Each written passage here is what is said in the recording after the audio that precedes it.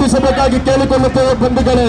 ನಿಮ್ಮೆಲ್ಲರ ಅಮೂಲ್ಯವಾದ ಮತವನ್ನ ಕಾಂಗ್ರೆಸ್ ಪಕ್ಷದ ಅಭ್ಯರ್ಥಿಯಾಗಿರತಕ್ಕಂತ ಸೌಮ್ಯ ರೆಡ್ಡಿರವರಿಗೆ ನಿಮ್ಮೆಲ್ಲರ ಅಮೂಲ್ಯವಾದ ಮತವನ್ನು ನೀಡಿ ಆಶೀರ್ವಾದಿಸುವ ಬಂಧುಗಳೇ.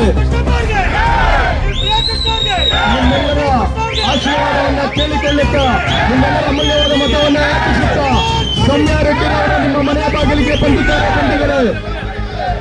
ನಡೀರಿ ವಿಜಯನಗರ ಹೊರಡೋರು ಇನ್ನು ಕಾಯ್ತಾ ಇದ್ದಾರೆ ಮುಂದೆ.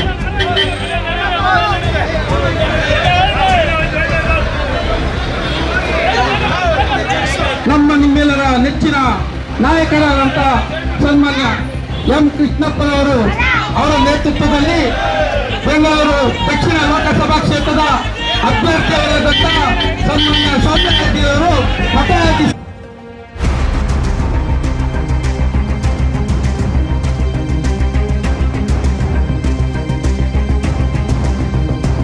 2024 ಲೋಕಸಭಾ ಚುನಾವಣೆ ರಂಗೇರ್ತಾ ಇದೆ. ದಿನದಿಂದ ದಿನಕ್ಕೆ ಅಭ್ಯರ್ಥಿಗಳ ಪ್ರಚಾರ ಜೋರಾಗ್ತಾ ಇದೆ. ಈಗ ಬೆಂಗಳೂರಿನ ದಕ್ಷಿಣ ಕಾಂಗ್ರೆಸ್ನ ಅಭ್ಯರ್ಥಿಯಾಗಿರುವಂತಹ ಸೌಮ್ಯ ರೆಡ್ಡಿಯವರು ಭರ್ಜರಿ ಮತಯಾಚನೆಯನ್ನು ಮಾಡ್ತಾ ಇದ್ದಾರೆ.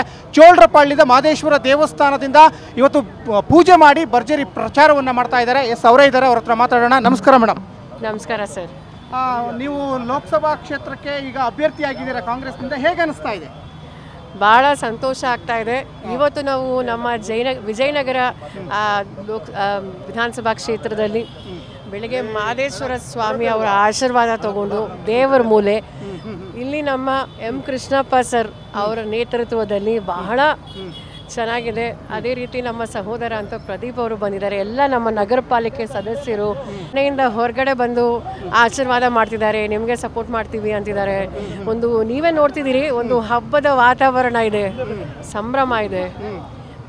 100% ಇಡೀ ನಮ್ಮ ಬೆಂಗಳೂರು ದಕ್ಷಿಣದಲ್ಲಿ ಒಂದು ಕಾಂಗ್ರೆಸ್ಸಿನ ಅಲೆ ಇದೆ ಅಂತ ಹೇಳಿದ್ರೆ ತಪ್ಪಾಗಲಾರದು.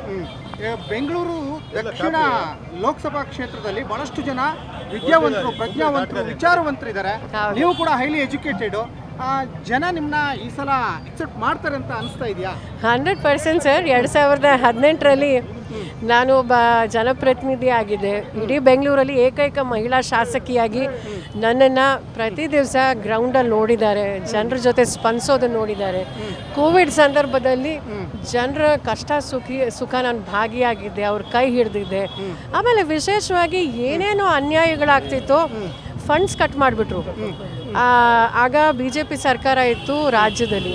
ಆದರೂ ಸಹ ನಾನು ಪ್ರೊಟೆಸ್ಟ್ ಮಾಡಿ ಅಸೆಂಬ್ಲಿಯಲ್ಲಿ ಮಾತಾಡಿ ನಮ್ಮ ಜನರಿಗೆ ಅನ್ಯಾಯ ಆಗದಿರ ನಾನು ನೋಡಿಕೊಂಡೆ. ಸಂಪೂರ್ಣ ಅಭಿವೃದ್ಧಿ ಎಲ್ಲ ರಸ್ತೆ ಆಗಿರಲಿ, ಗವರ್ಮೆಂಟ್ ಶಾಲೆಗಳಾಗಿರಲಿ, ಆಸ್ಪತ್ರೆಗಳಾಗಿರಲಿ, ಪಾರ್ಕ್ಗಳಾಗಿರಲಿ, ಪ್ರತಿಯೊಂದು ಅಷ್ಟೇ.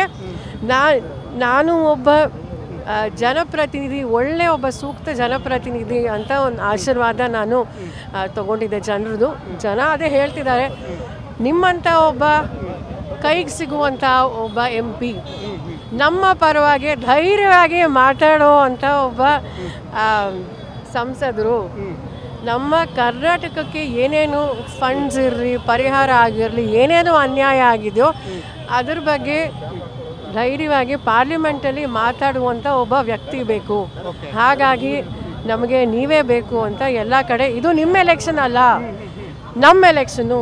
ಬೆಂಗಳೂರು ದಕ್ಷಿಣಕ್ಕೆ ಒಳ್ಳೆಯದಾಗಬೇಕು, ಕರ್ನಾಟಕ ಮತ್ತು ಬೆಂಗಳೂರಲ್ಲಿ ಒಳ್ಳೆ ಸೌಹಾರ್ದತೆ ಇರಬೇಕು, ಮುಂದೆ ಒಳ್ಳೆ ಕೆಲಸಗಳಾಗಬೇಕು ಅಂದರೆ ನಮಗೆ ನಿಮ್ಮಂಥ ಒಬ್ಬ ಸಂಸದರು ಬೇಕು ಅಂತ ಎಲ್ಲರೂ, ಸಾಮಾನ್ಯ ಜನರಾಗಿರಲಿ, ನಮ್ಮ ಸಿವಿಲ್ ಸೊಸೈಟಿ ಆಗಿರಲಿ, ಎಲ್ಲ ನಮ್ಮ ಕಾಂಗ್ರೆಸ್ಸಿನ ಕಾರ್ಯಕರ್ತರು, ಮುಖಂಡರು, ಭಾಳ ಜನ BJP JDS ಇಂದಲೂ ಬಂದು ಸೇರಿಕೊಂಡಿದ್ದಾರೆ. ಸೊ ಹಾಗಾಗಿ ಪ್ರತಿಯೊಂದು ವಿಧಾನಸಭಾ ಕ್ಷೇತ್ರದಲ್ಲೂ ಸಹ ಒಂದು ತುಂಬ ಒಳ್ಳೆಯ ಒಂದು ಹಬ್ಬದ ವಾತಾವರಣ ಇದೆ. ಕರೆಕ್ಟಾಗಿ ಒಂದು ವಾರ ಇದೆ. ಸೊ ಪ್ರತಿಯೊಬ್ಬರಿಗೂ ನಾನು ಏನು ಮನವಿ ಮಾಡ್ತೀನಿ ಅಂದರೆ, ನಿಮ್ಮ ಆಶೀರ್ವಾದ, ನಿಮ್ಮ ವಿಶ್ವಾಸ, ನಾನು ಎಂದೆಂದಿಗೂ ನಾನು ಚಿರುಣಿಯಾಗಿರ್ತೀನಿ, ನಿಮ್ಮ ಮನೆ ಮಗಳ ಥರ ನಾನು ಕೆಲಸ ಮಾಡ್ತೀನಿ ಅಂತ ಹೇಳಕ್ಕೆ ನಾನು ಬಯಸ್ತೀನಿ.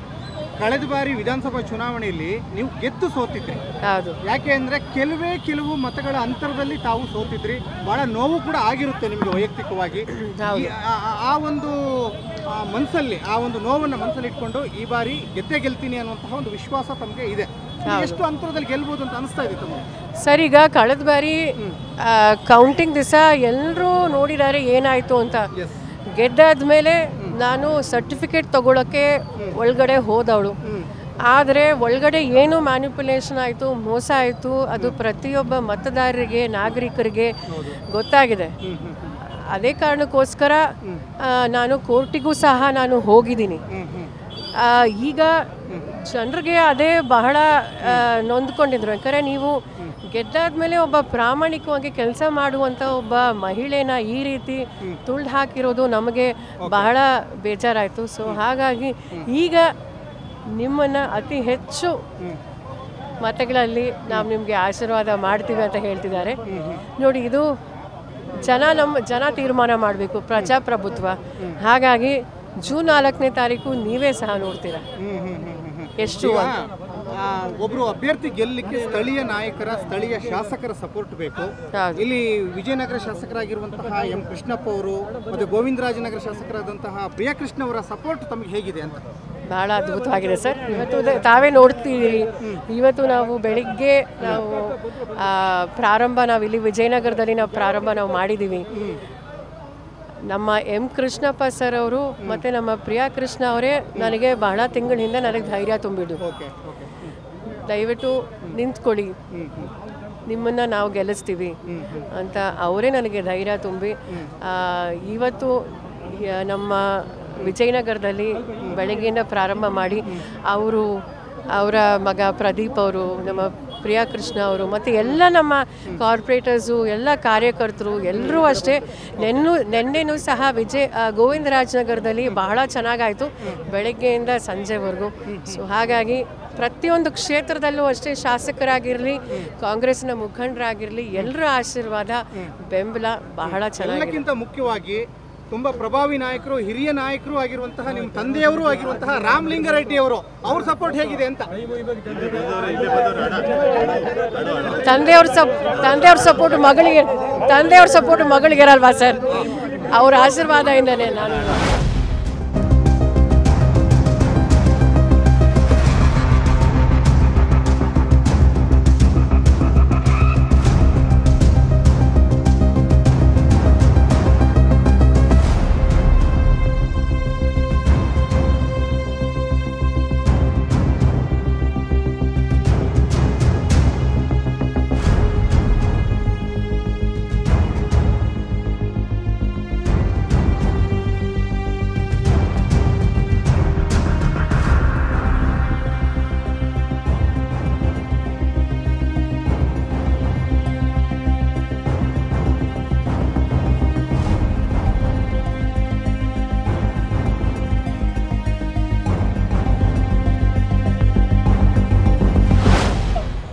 ನಮಸ್ಕಾರ. ಹೇಳಿ.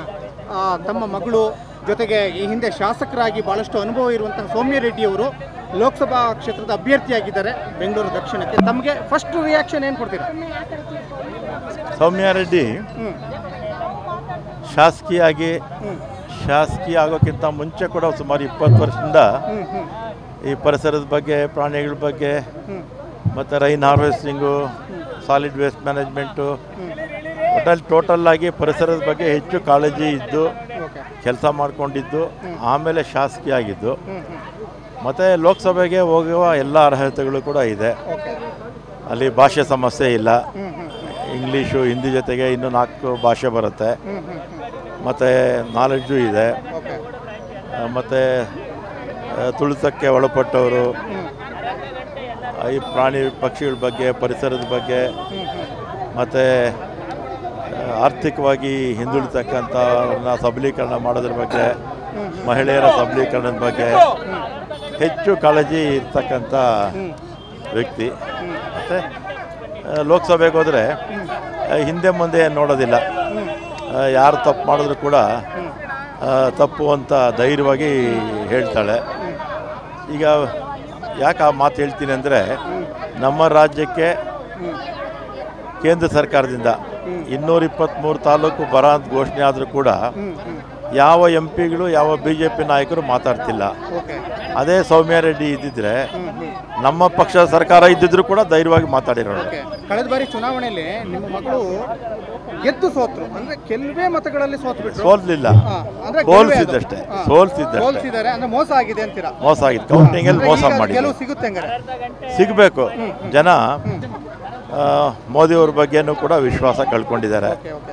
ಕಾರಣ ಈಗ ಹೇಳಿದಲ್ಲ ನಾನು, ನಂಬರ್ 1 ಬರಗಾಲದಲ್ಲಿ ನಮಗೆ ಹಣ ಕೊಟ್ಟಿಲ್ಲ. ಈಗ ಬರಗಾಲದಲ್ಲೇ ಹಣ ಕೊಡದೇ ಇದ್ದವರು ಇನ್ನು ಯಾವಾಗ ನಮ್ಗೆ ಹಣ ಕೊಡ್ತಾರೆ ರಾಜ್ಯಕ್ಕೆ? ಎರಡನೇದಾಗಿ ನಮ್ಮ ರಾಜ್ಯಕ್ಕೆ 4,30,000 ಕೇಂದ್ರ ಸರ್ಕಾರಕ್ಕೆ ಏನು ಹಣ ಹೋಗ್ತಾ ಇದೆ ಟ್ಯಾಕ್ಸ್ಗಳ ಮುಖಾಂತರ, ಅದಕ್ಕೆ ಪರಿಹಾರವಾಗಿ ನಮಗೆ 14% ಮಾತ್ರ ಕೊಡ್ತಾ ಇದ್ದಾರೆ. ಅದನ್ನು ಕೂಡ ಯಾವ BJP ಮುಖಂಡರಾಗಲಿ ಎಂ ಪಿಗಳಾಗಲಿ ಕೇಳುವಷ್ಟು ಧೈರ್ಯ ಇಲ್ಲ. ಮತ್ತು ನಾವೆಲ್ಲ ಬೆಂಗಳೂರಿನವರು, ನೀರಿಗೆ ಇವತ್ತು 1.5 ಕೋಟಿ ಜನ ಇದ್ದಾರೆ. ಮುಂದಕ್ಕೆ ಇನ್ನೂ 1.5 ಕೋಟಿ ಜನ ಇನ್ನೊಂದು 10 ವರ್ಷದಲ್ಲಿ ಆಗ್ತಾರೆ. ಅವರಿಗೆ ಕುಡಿಯೋ ನೀರಿನ ಸಮಸ್ಯೆ ಮುಂದಕ್ಕೆ ಬರುತ್ತೆ. ಮೇಕೆದಾಟಿಗೆ ಅನುಮತಿ 5 ವರ್ಷದಿಂದ ಕೇಳ್ತಾ ಇದ್ವಿ ಕೇಂದ್ರ ಸರ್ಕಾರಕ್ಕೆ. 5 ವರ್ಷದಿಂದ ಕೂಡ ಅನುಮತಿ ಕೊಟ್ಟಿಲ್ಲ.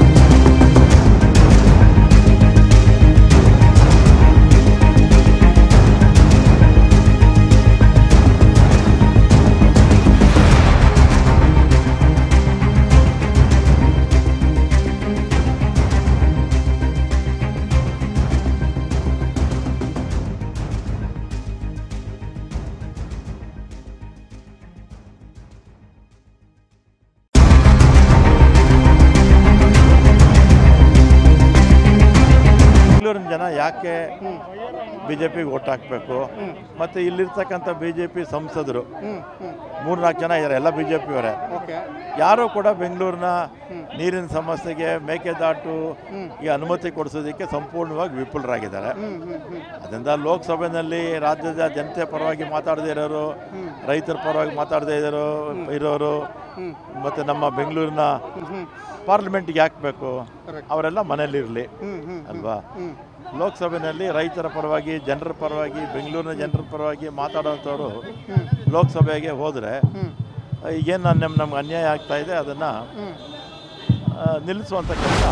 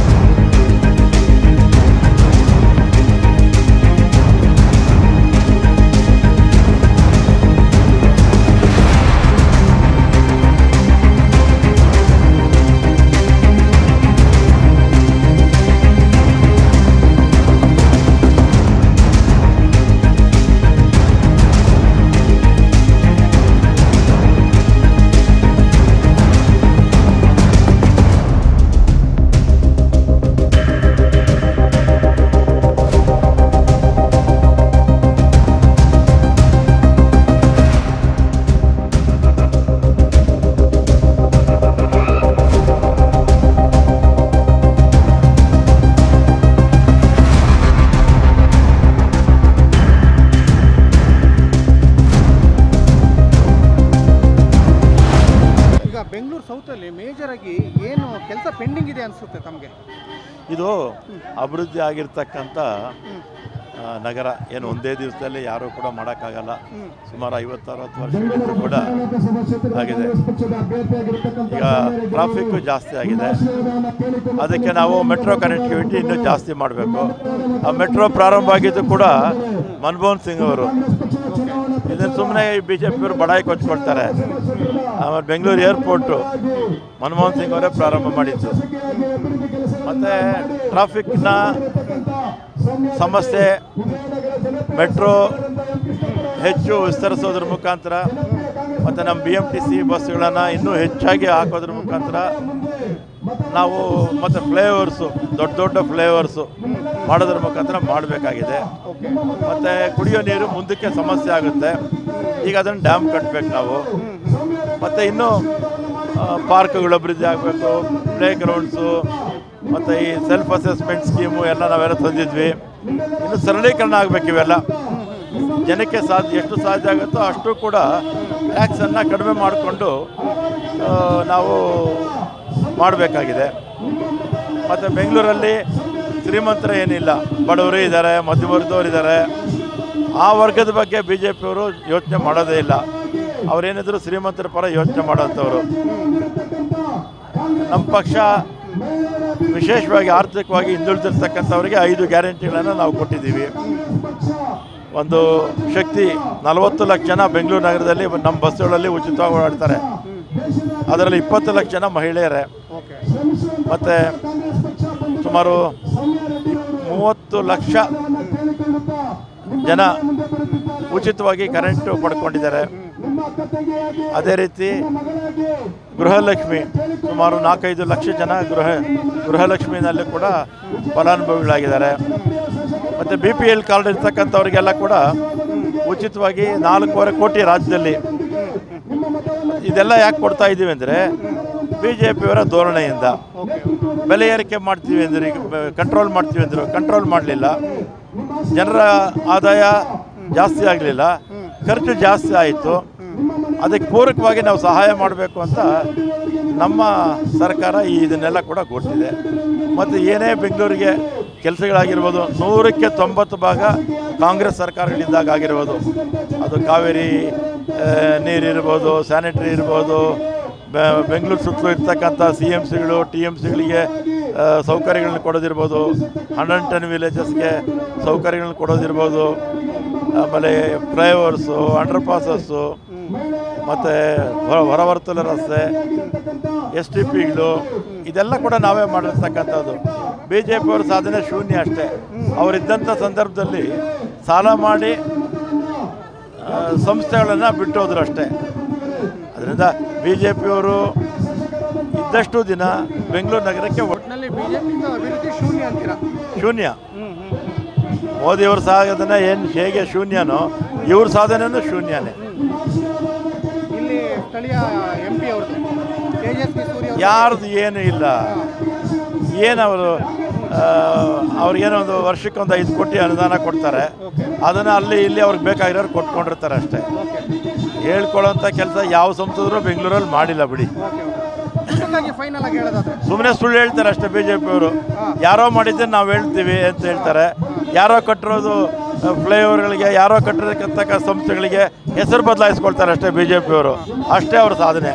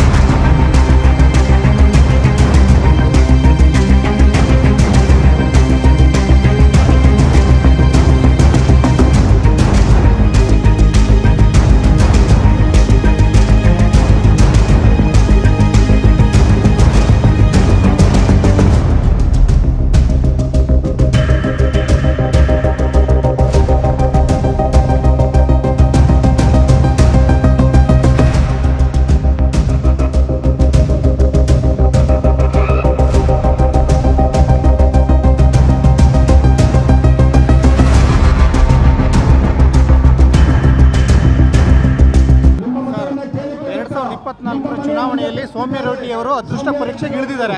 ನೀವು ಸ್ಥಳೀಯ ನಾಯಕರು, ಪ್ರಭಾವಿ ನಾಯಕರು, ವಿಜಯನಗರ ಶಾಸಕರಾಗಿ ತಮ್ಮ ಸಪೋರ್ಟ್ ಹೇಗೆ ಸಿಗ್ತಾ ಇದೆ ಅವರಿಗೆ ಅಂತ? ನಿಮ್ಮ ಸಪೋರ್ಟ್ ಅವ್ರಿಗೆ ಹೇಗೆ ಸಿಗ್ತಾ ಇದೆ? ಈ ಸಪೋರ್ಟ್ ಅಂದ್ರೆ ಏನಪ್ಪ? ಅಂದರೆ ಬೆಂಬಲ ಅಂದ್ರೆ ಏನಪ್ಪ? ಅಣ್ಣ, ನಾವು ಎಲೆಕ್ಷನ್ ಹೆಂಗೆ ನಿಂತಾಗ ಹೆಂಗೆ ಮಾಡ್ತೀವೋ ಅದೇ ರೀತಿ ಸೌಮ್ಯ ರೆಡ್ಡಿ ಎಲೆಕ್ಷನ್ ಅಂತಲ್ಲ, ನಮ್ಮೆಲ್ಲರ ಎಲೆಕ್ಷನ್ ಅಂತ ತಿಳ್ಕೊಂಡು ನಾವು ಕೆಲಸ ಮಾಡ್ತಾ ಇದ್ದೀವಿ. ನೀನು ನೋಡ್ತಾ ಇದೀಯಾ, ಮುಂದೆಯಿಂದ ಹಿಡ್ಕೊಬಾ, 2 ಕಿಲೋಮೀಟರ್ ಐತೆ ದೂರ ಪ್ರೊಸೀಷನ್, 2 ಕಿಲೋಮೀಟರ್ ಐತೆ, ನೋಡಿಕೊಂಡು ಬಾ, ಅವಾಗಲೇ ಗೊತ್ತಾಗ್ತದೆ ನಾವು ಎಷ್ಟು ಚೆನ್ನಾಗಿ ಮಾಡ್ತಾ ಇದ್ದೀವಿ. Thank you sir.